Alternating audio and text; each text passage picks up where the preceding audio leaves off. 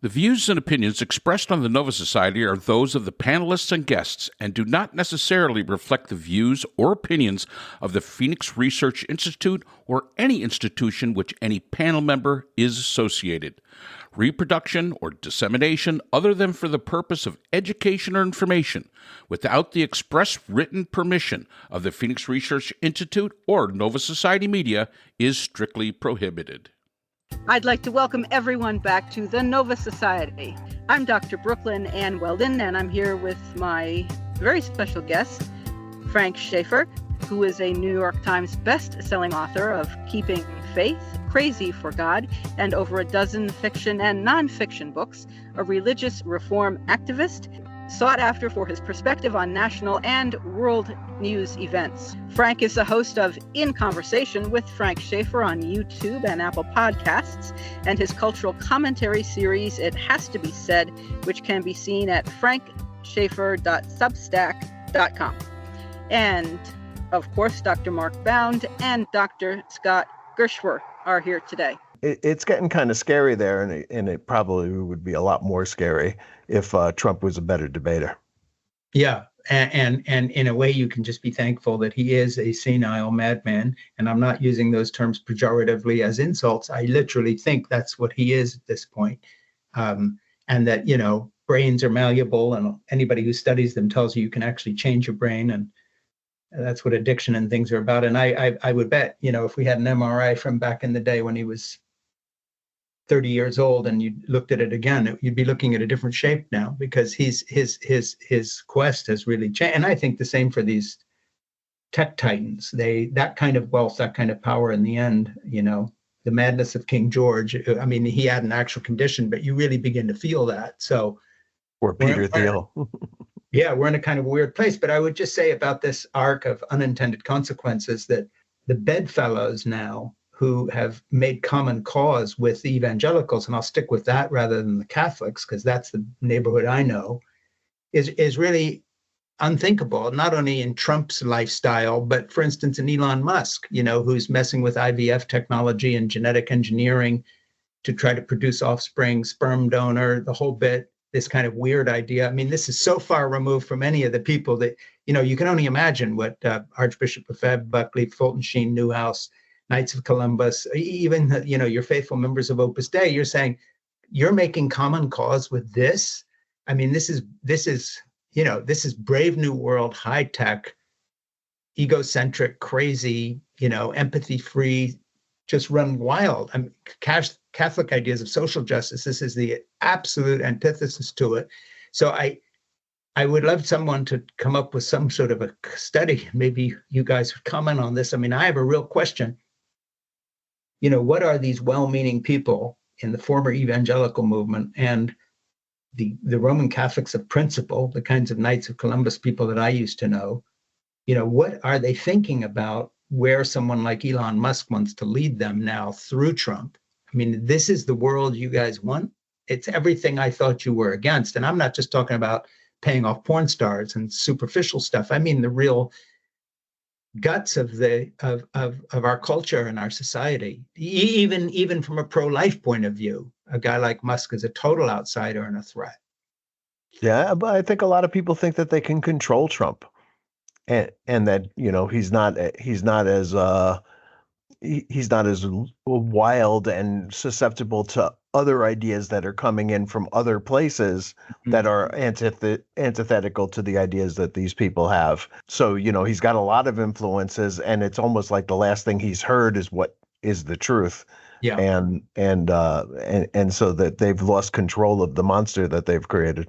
Mm-hmm. One of the other things we have to realize is that religion is very subjective. When people talk about the Bible, and I've been on panels where we've discussed the Bible a few times, not really my field, the Bible. My field is sociology, politics, and law. But I can say that I do know that the original Bible was written in ancient Greek and ancient Latin. It was then translated to will be considered New Latin, and then at some point in time it was translated into English. And anybody that speaks different languages understands that different languages do not directly translate. To this day, it is very difficult to find somebody that can tell you, is it thou shalt not kill or thou shalt not murder? So that allows a subjectivity to interpreting scripture, interpreting the meaning of faith, interpreting all these things. And if you have other grievances, which seems to be what we're seeing now, we're seeing a society, a group in society that is based upon the grievances they have. And if the word basically is addressing your grievance and you're cloaking it in the veil of religion, and you can subjectively make those connections, I think that makes a very powerful, message coming out here. Faith, belief is one of those things, and somebody said this once, belief is that thing that if you were to say it to somebody, they'd say only a crazy person would believe it. But you have that faith. That's what faith is. And the fact is that these people come out here. They have great faith, and there's nothing wrong with having great faith. But that faith is subjective from their own perspective, and that could go from father to son. That could go from the guy next door. People like I say, Catholics. They have a different. They have a different concept of Catholicism. Many of my brethren would call me a cafeteria Catholic. I pick and choose the things I want to follow, and I ignore the other stuff that that was created in the 12th century. I'm the cafeteria Catholic, but I can reconcile that if you're going to give me a message that fits into my my little bubble, that fits into my echo chamber. If you can give me a rational argument, it doesn't even have to, and I'm going to take that back. It doesn't even have to be rational, but an argument that I can fit into that round peg into that square hole and still make it work. I'm going to be good with it. And I think that's what a lot of people are trying to do today, because it's easy. You don't have to think. All I have to say is the Bible said so. I don't have to think about it. Right. Well, Donald Trump said so. Or in our case here in South Carolina, Lindsey Graham's Meemaw said so. I mean, it just, it's easy to do. It means we don't think. And we don't have to think. And I don't think a lot of people want to think. Everybody always says, why didn't democracy work in Russia? Because the Russians they want somebody to make the decisions for them. And we are turning into that same society where we want somebody make that decision for me. I want to be told by YouTube and by whatever talking head there is. Sean Hannity. I always tell my students, you're giving up your power to a guy that failed college in 5 different universities. You are more educated than him, but you're giving up your intellectual power to him because he is a talking head that is on I don't even call them news, an entertainment channel. And again, it just is easy. And if we can help make that justification of, well, my faith says this. And this kind of aligns with that in a way with my grievances. So I got my faith and my grievances. I've got them in line.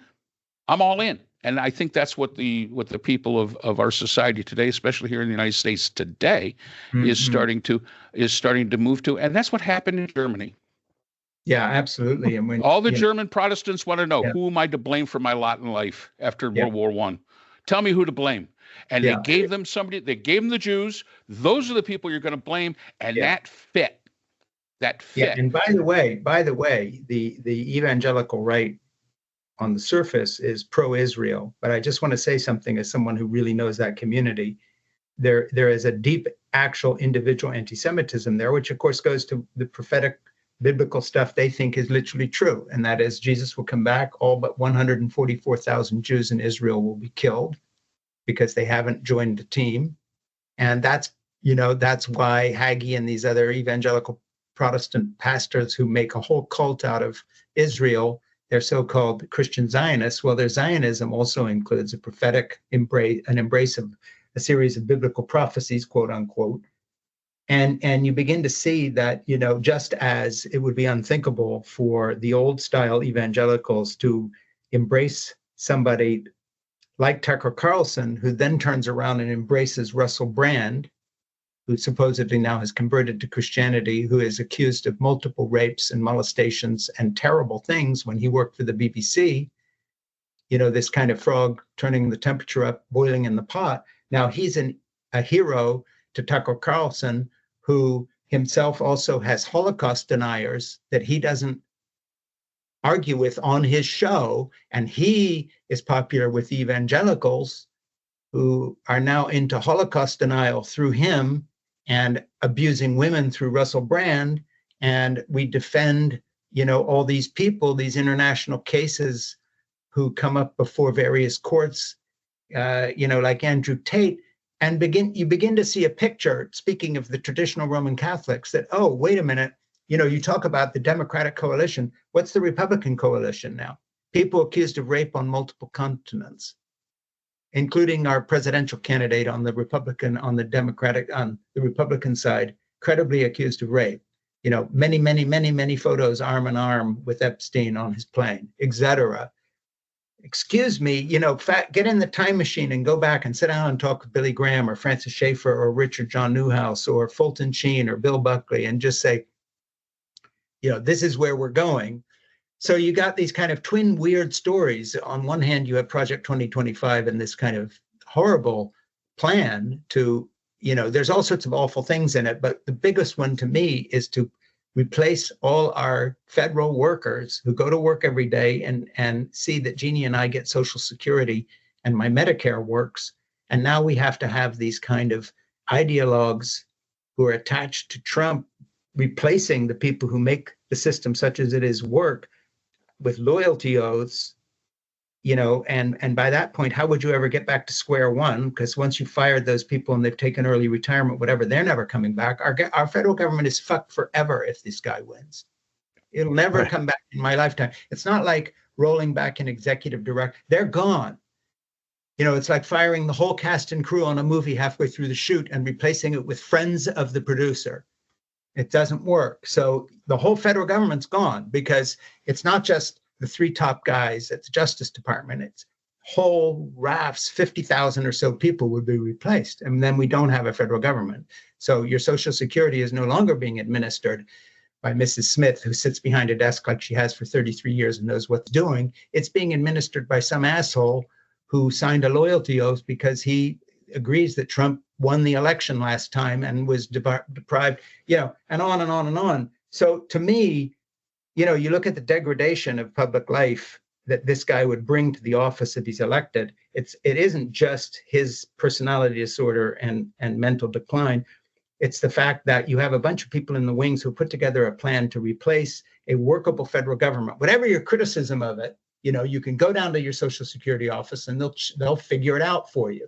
That's gone because the person sitting there doesn't know shit.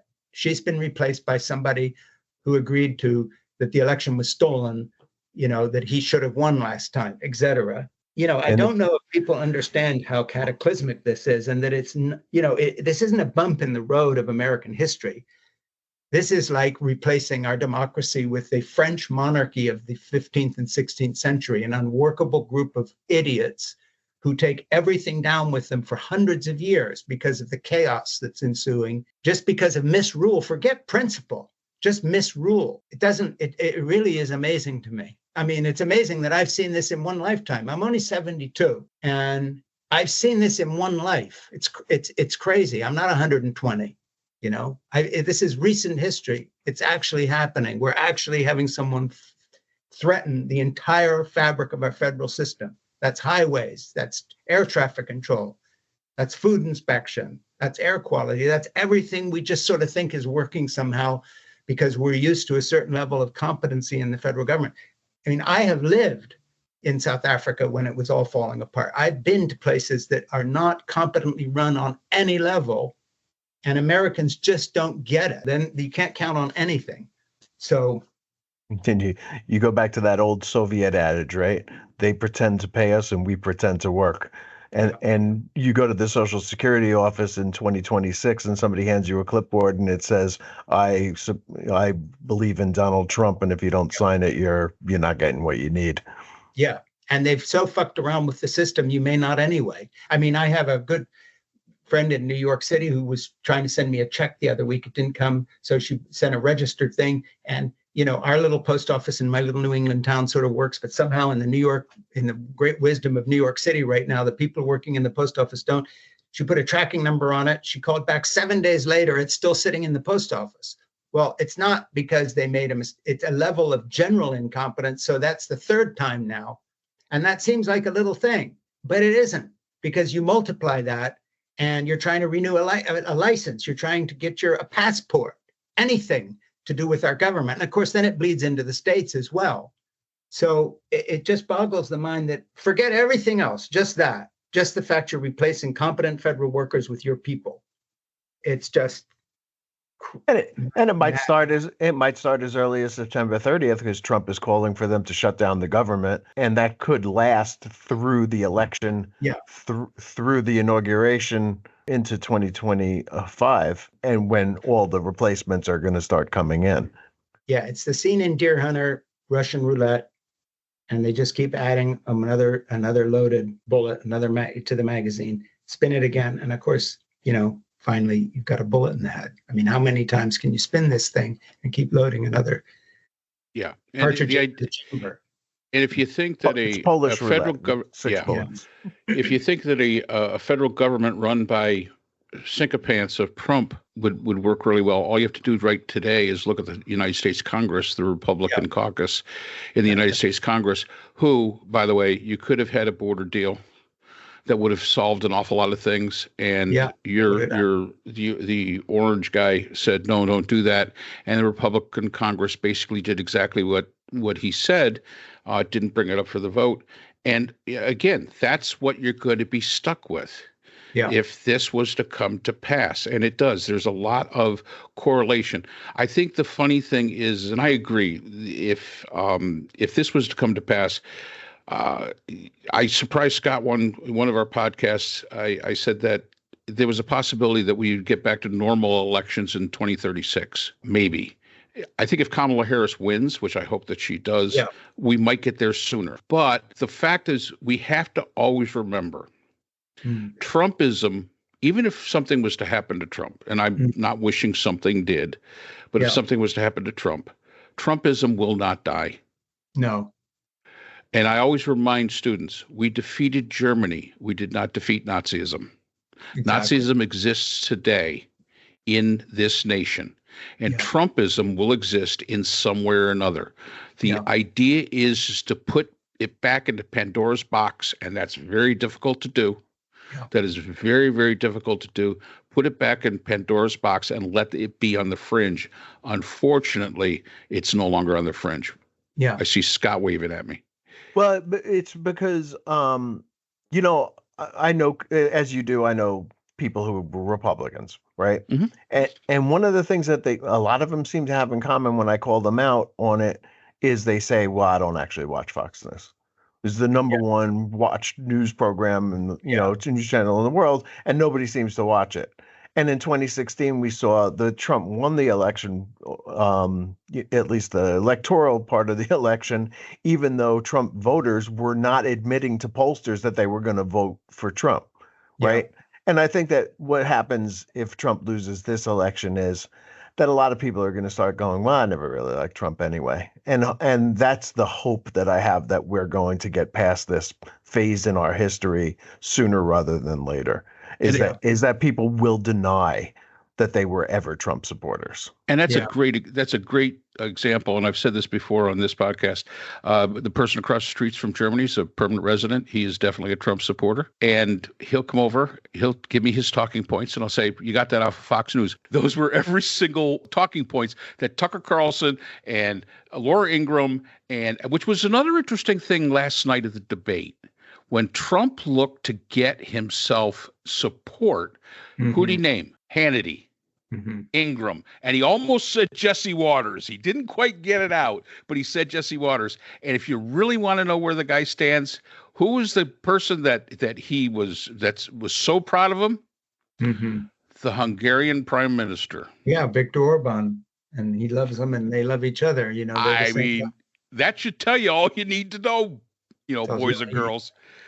He likes Viktor Orban. And if Orban had had his way, Putin would be, had marched to the border by this time. And, he held out, didn't want to lose his European Union money is the only reason he just didn't go all the way in with Putin. And of course, Trump would be there too. So, a footnote, quote unquote, if we want to lose another a war of aggression in Europe, just vote for Trump because Putin will be given the green light. We'll quit supporting anything to do with Ukraine. And we're done probably with NATO as well. So, I mean, you bring that up peripherally at the end of we've been talking for the better part of 45 minutes, and now that finally comes up. You do understand that in any other presidential race in normal times, that would be all we're talking about, is that we're about to hand the former Soviet Union a victory in continental Europe where, 50,000 Americans died just in the campaign to try to retake the southern half of Italy. I mean, I don't even know where to start. Well, let's say this. What's going on today makes Nixon look actually halfway Absolutely. decent. Bring back. And I know that Scott is not a fan of Reagan. I'm truly not a fan of Reagan, but it makes him seem kind of reasonable. Me neither. Barry Goldwater doesn't seem quite as insane as he was, or Anthony Stevenson. I was going to make this point earlier, but I'll make it now. You bring up Richard Nixon. All of this stuff started with Richard Nixon, who wanted to find a way to get Southern Baptists and Northern Catholics, Northeastern Catholics together on an issue and hit on abortion as that issue. And that was when it began. Case in point to prove what you're saying is completely true in terms of the children it bore. Who became the hatchet man in Richard Nixon's thing? Chuck Colson. What's Colson do as soon as it's over and he gets out of jail? Converts to evangelical Christianity. What's the arc of his journey? First of all, it's a prison ministry, but by the time he's done, he's a far-right activist at the beginnings of turning America over to these loons who have been the whisperers for the first Trump presidency. And so there was literally a direct line with one of the people who facilitated Watergate. History repeats itself, whether we like it or not. And unfortunately, every time it repeats itself worse than it did in the past. And I think that's what we're looking at right here. Yeah. And we have a chance to do something about it because if Kamala Harris wins the presidency by enough of a margin, and we all gird our loins up and hang in there and be tough about it, we may just stagger out of this nightmare into a better place, and Biden got us a long way there and has not gotten enough credit for it, but we can't take another round of Trump. No. Hey, forget loving America. I love my grandchildren. I mean, literally, that sounds maudlin, but I mean it. Yep. I'm 72, so they can come and get me, but I would really like my grandchildren to have a shot at some sort of a life in this country. And that's who we have to think of. I mean, I always tell a dear friend of mine who is a prosecutor here in the county, he's one of the assistant solicitors, as I get older, life imprisonment becomes less of a deterrent. Yep. The fact that, totally. I probably am one steak sandwich away from sudden cardiac arrest. I probably, may not survive another 4 years of Trump. But then again, I got 15 grandchildren. I've got to think of them because they're the ones that are left with the aftermath of the terrible decisions that we make today. Yeah, and I genuinely mean it when I say I'm thinking of them. I do. I would happily not talk about this stuff anymore. I would just, I would be so glad if I could just turn a page and, I'm writing a book about my relationship with my dog Zip and how it correlates with what I've learned from his behavior with what makes. Don't let your dog go to Ohio. Exactly. And then I'm saying, no, you can't release a book on, your dog in the middle of this and just, it's a 5-year project now because we're not in a normal place. So it's this instead. And wouldn't it be nice to be back on your program a couple of years from now where we were all in a good enough place in terms of what we think it awaits our grandchildren, where we could just talk about a book because it's an interesting book, I hope. I mean, wouldn't that be a luxury? Or we could talk about the Mets winning the World Series, or some really good stuff like that, and hopefully we'll be able to do that. Because speaking of which, your thing with your grandchildren, I got my house re-roofed recently because my insurance company was saying there was some moss on the northern side, so they were going to pull the plug on me. By the way, insurance companies don't want to insure anybody anymore, I don't think, because they certainly didn't treat me like a client. That said, minor complaint. The guy who re-roofed my house is a kid who grew up next door that I know, who has a roofing company, and he and I get on well. He knows my age and so forth and so on. And I said to him, "Hey, is this thing how long is this roof gonna last?" And he looked at me. He said, "Well, Frank, at your age, I can give you a lifetime guarantee." Yeah, that's when you know. That's absolutely. That's when you start. That's cold. That's cold. All right. I wouldn't worry about it if I wouldn't worry about it too much. You look like you're doing all right. You've aged well. Well, this was fun. Hey, thank you guys. I appreciate it. Thank you. Thank you. Terrific. Thank you. Thank you. Thank Take you. care. Real pleasure. Thank you. Nice to meet you. We'll see you again. Yeah. Thank you, Frank. Very well. Ciao. So that's all the time we have for today's episode. The Nova Society is a production of the Phoenix Research Institute. We'd like to thank our sponsor for this episode, the Journal of Interdisciplinary Conflict Science. The JCIS is an open journal for upcoming scholars. The JCIS is currently accepting article submissions on an ongoing basis. The JCIS is a publication of Nova Works, a scholarly depository at Nova Southeastern University. A link to the journal is in our description. We'd also like to thank our podcast partners, Buzzsprout, who hosts the Nova Society, Audacity, who is our editing partner, and Podkite, who does all of our analytics. We'd also like to thank iHeartRadio, where people get their music and podcasts, Apple iTunes, the largest source for music and podcasts on the internet, Spotify, the most popular source for the Nova Society. The Nova Society is available on all these and other quality platforms mentioned in our description. We'd also like to thank our listeners. Without you, the Nova Society would not be possible. If you have a comment, a question, or would like to be a guest on the Nova Society, we can be reached at nova.society.podcast@gmail.com. Always remember, the power of society is knowledge. So for Dr. Scott Gershwer, Dr. Brooklyn Ann Weldon, Dr. Priscilla Hobbs, and all of us here at the Nova Society, I'm Dr. Mark Bound. Be well, and we hope to see you again next time.